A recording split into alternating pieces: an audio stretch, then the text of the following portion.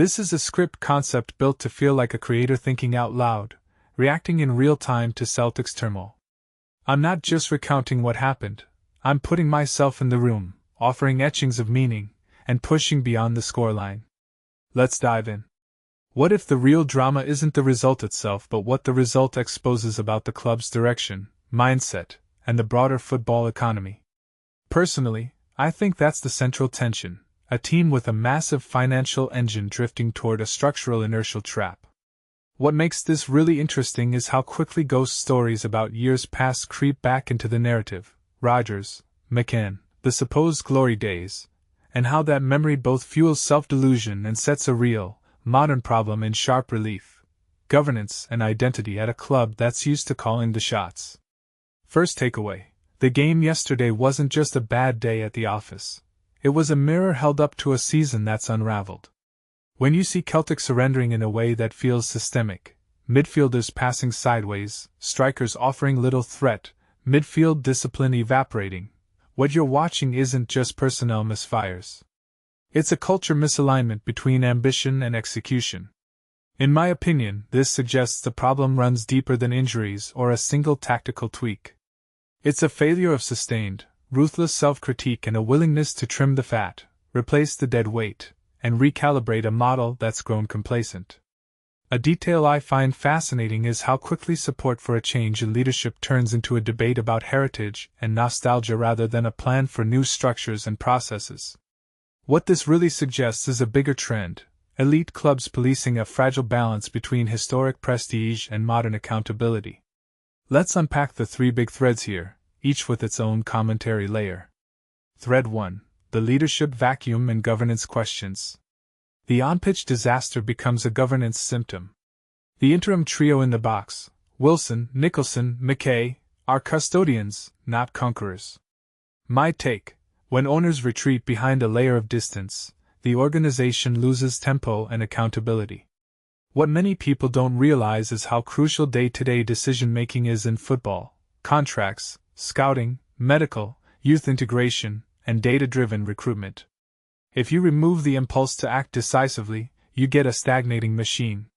From my perspective, the absence of visible executive authority after a collapse signals to players and staff that there's no real consequence to underperformance.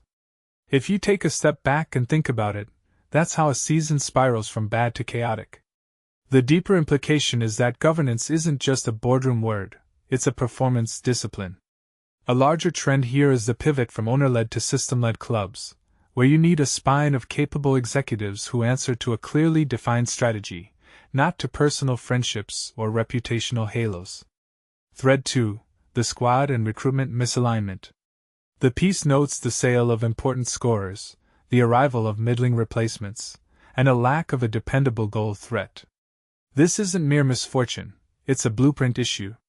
My take: you don't win titles by patching holes, you win by rethinking the entire front line's profile, age, profile, contract length, and synergy with the system. What's interesting is how a club with a supposedly bottomless cash reserve can still end up with risk-averse recruitment choices. A detail I find fascinating: the narrative around not swinging and missing as a failure metric, not just a regret-filled anecdote. In this sense, we're watching a cautionary tale about overcorrection, spending enough to buy depth but not the right kind of impact players. This raises a deeper question: is money a substitute for a coherent scouting methodology, or does it merely mask a lag in strategic vision? Thread 3: cultural memory versus present-day reality. The piece leans on comparisons to the Rodgers era and to 90s governance upheaval, framing today as a throwback to less professional times. My interpretation: nostalgia becomes a shield against hard choices. What this really highlights is how clubs can romanticize past glories while ignoring the systems that produced them. A detail I find fascinating is how fans chant for change while the same structural issues persist, suggesting a disconnect between emotional loyalty and operational pragmatism. If you step back, you can see a broader pattern: elite clubs that don't evolve in governance, talent development, and data-driven decision-making tend to stumble exactly when the league tightens its belt and becomes more competitive. This is a microcosm of a global trend where financial muscle buys you a window, but not a guarantee, unless you align that power with ruthless organizational discipline. Deeper insight: what's the real risk if this season continues on its current trajectory?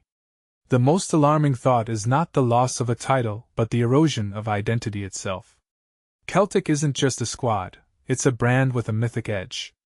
If the brand's story becomes, "We were great because we spent money," rather than, "We win because we execute better," you invite a slow corroding of culture and fan trust. The broader implication is that clubs must contend with a shifting reality. Fans want transparency, accountability, and a clear plan for sustainable success. The pitch conditions in Dundee on the day mirror a larger truth. Even perfect footballing patterns can be nullified by a culture that tolerates mediocrity until it's too late. This is a reminder that football at the top level is not just about players and tactics. It's about organizational discipline, long-range planning, and the humility to admit when a model isn't working and replace it with something coherent. Closing thought: the season isn't just a crisis of results, it's a test of what kind of club Celtic wants to be in the next decade. Do they chase quick fixes and hope the old magic returns? Or do they embrace a recalibration that might feel uncomfortable in the short term but builds a durable foundation? My answer: the club needs a candid, evidence-based reset, new leadership with a persuasive, transparent plan, a ruthless audit of recruitment and development, and a culture that treats accountability as a value, not a slogan. If the ownership structure resists that, the cycle will repeat, and the narrative will stay stuck in the 1990s or 2000s, depending on who you ask. If you're watching this and you're part of Celtic's fanbase, here's the practical takeaway I'd push for in the near term. Demand a real, published governance blueprint with milestones, independent oversight, and a 3-year plan for rebuilding the frontline with a clear recruitment philosophy. Insist on data-driven performance reviews for the manager and the recruitment team, with consequences tied to measurable targets. And yes, hold the ownership to account, not just for appearances but for actual strategic decision-making. The question to the audience: what's one concrete change you'd want to see in the club's governance or transfer strategy to start turning this around? Share your thoughts in the comments, and let's unpack which moves would actually move the needle. Thanks for watching. If you enjoyed this angle, mixing analysis with candid opinions and big-picture implications, hit like, subscribe, and ring the bell so we can continue dissecting the deeper mechanics of football clubs under pressure.